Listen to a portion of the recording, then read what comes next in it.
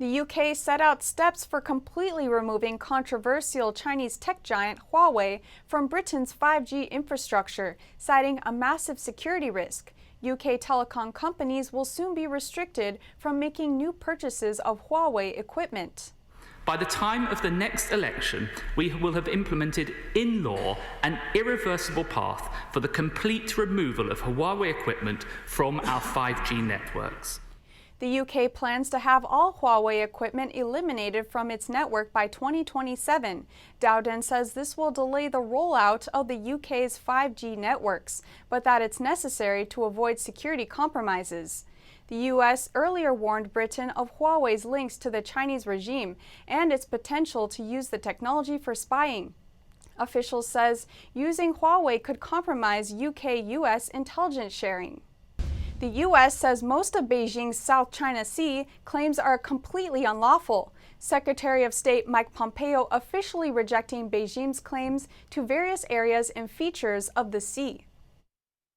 The U.S. has now formally rejected nearly all of Beijing's major territorial claims in the South China Sea. Secretary of State Mike Pompeo wrote in a statement, Beijing's claims to offshore resources across most of the South China Sea are completely unlawful, as its campaign of bullying to control them. The U.S. aligning with the 2016 ruling by an international tribunal. The Philippines won their case against China over the Spratly Islands in 2016, with its neighboring reefs and shoals. But the Chinese regime refused to recognize the ruling. Pompeo said Beijing has no legal grounds to lay claim to the area. The coveted waterway is home to rich fishing grounds as well as potentially valuable natural resources. It is also one of the world's major shipping routes. China has stepped up its efforts to bolster its claims to the region by building military outposts on artificial islands and reefs. Chinese Coast Guard ships and fishing boats use tactics of intimidation against foreign vessels, blocking waterways and seizing shoals and reefs. There is territorial turmoil between the regime and Vietnam, Malaysia, Brunei, Taiwan, and Philippines over the South China Sea. Pompeo condemns Beijing's intimidation strategy. He wrote, "The People's Republic of China predatory worldview has no place in the 21st century." In response to NTD's Washington correspondent, the State Department confirmed that Beijing's sanctions on U.S. officials are retaliatory, but that they won't stop the U.S. from holding CCP officials accountable for their human rights abuses. The department says the U.S. imposed sanctions on the officials for violating human rights, specifically of religious minorities in Xinjiang. Meanwhile, the regime imposes sanctions on U.S. officials who work tirelessly to expose those abuses. The department also said that there's no moral equivalency between the CCP's sanctions and the actions of countries that try to hold the regime's officials accountable. A senior official says the Trump administration will soon end an agreement between U.S. and Chinese auditing authorities. The move may indicate a broader crackdown on U.S.-listed Chinese firms that fail to comply with U.S. standards. A senior State Department official says the Trump administration plans to end a 2013 audit deal that laid the groundwork for Chinese listings in the U.S. The deal set up a process for a U.S. auditing watchdog to get documents in enforcement cases against Chinese auditors. But the watchdog has long complained about China's failure to grant requests. And in March, Beijing banned Chinese people from sharing securities-related documents with regulators overseas without state approval. The lack of transparency may have prompted U.S. officials' plans to exit the deal.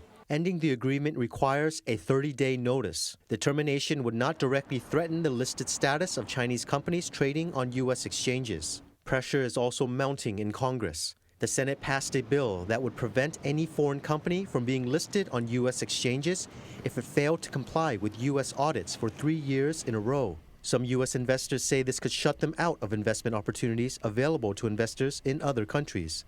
The bill would have to be approved in the House and signed by the president to become law. The Chinese regime has sanctioned 4 U.S. officials and 1 U.S. entity. This comes days after the U.S. sanctioned Chinese Communist Party officials for serious human rights abuses in Xinjiang. The CCP vowed to fight back against the sanctions, saying the U.S. interfered with its internal affairs.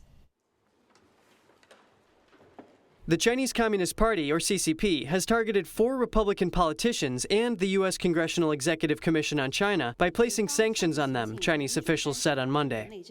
It's retaliating for the sanctions the Trump administration placed on CCP officials last week for human rights abuses against ethnic minorities in China's Xinjiang region. Senators Marco Rubio and Ted Cruz are among those targeted. They have pushed legislation to punish CCP officials in Xinjiang. Senator Cruz wrote on Twitter, "The Chinese Communist Party is terrified and lashing out. They forced over 1 million Uyghurs into concentration camps and engaged in ethnic cleansing, including horrific forced abortions and sterilizations. These are egregious human rights atrocities that cannot be tolerated." Representative Chris Smith from New Jersey is being sanctioned too. He called on the world to condemn China's forced sterilization, abortions, and detention of Muslim Uyghurs in Xinjiang, calling it genocide.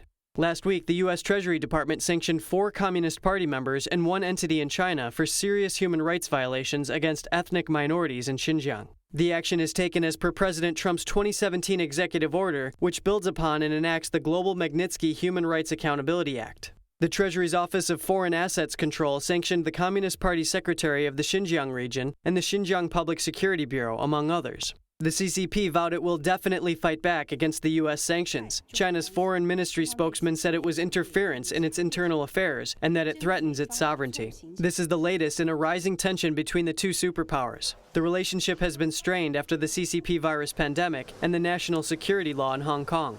Not to mention the Trump administration's countering Beijing's aggressive posture in the South China Sea with a commitment to ensuring the international rule of law. Kevin Hogan, NTD News.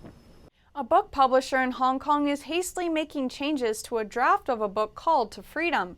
He's replacing the word revolution with protests, tweaking a banned slogan, and cutting passages that advocate independence for the Chinese-ruled city. Blue sticky notes markware Raymond Yeung is reshaping a book called To Freedom. Yeung's a Hong Kong publisher, and he spent the last 2 weeks choosing which words and phrases to yank out of this collection of essays. Their authors were participants in the pro-democracy protests that shook this Chinese-ruled city last year. Red lines have struck out the word revolution, any phrases calling for Hong Kong's independence, and a slogan that's been banned.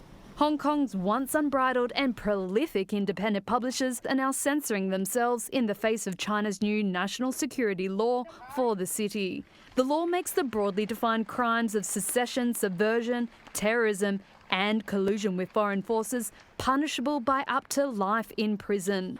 Yeung says revising the book has been a painful process. This part is really about something that is affecting national security, like Hong Kong independence.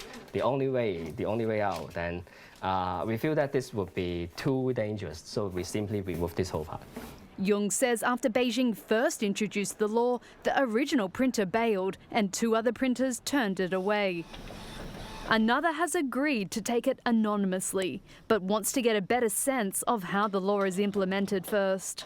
It comes as organisers of the annual Hong Kong Book Fair, now postponed over the global health crisis, told exhibitors not to display what it called unlawful books without explaining further.